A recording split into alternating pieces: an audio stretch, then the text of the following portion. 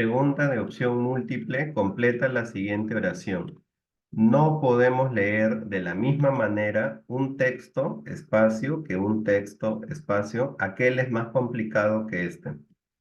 Aquel, o sea, aquel se refiere al más lejano y este se refiere al más cercano. O sea, el más lejano es el que primero se mencionó.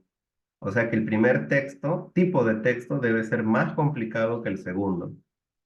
Entonces, ¿un texto literario es más complicado que un texto poético? Yo diría que no, al revés, más bien la poesía puede llegar a ser más complicada que un texto poético. Pero no, la palabra no es complicada en ese caso, sino más interpretativo, ¿no? Porque la poesía depende que, cómo lo interpretas o qué es lo que te transmite el autor. Entonces, no es complicado como tal.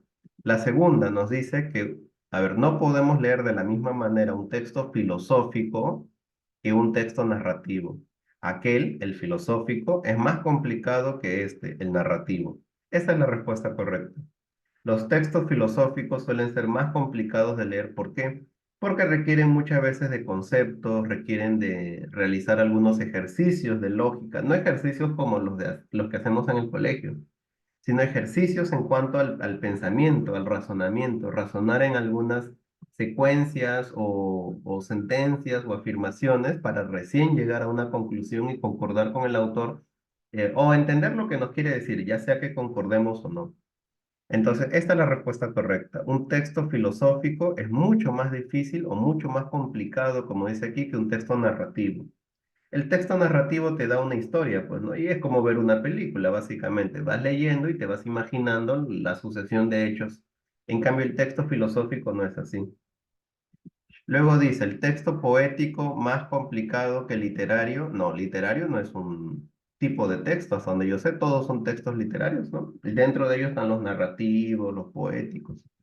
Aparte que ya tenemos la respuesta. ¿El texto narrativo es más complicado que el filosófico? No, el narrativo es mucho más fácil porque solo narra una historia y estamos acostumbrados a escuchar y entender historias. Nuestra vida es una historia.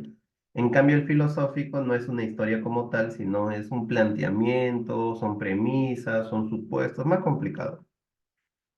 No podemos leer de la misma manera un texto pequeño que un texto extenso, porque aquel es más complicado. O sea, el texto pequeño es más complicado, no.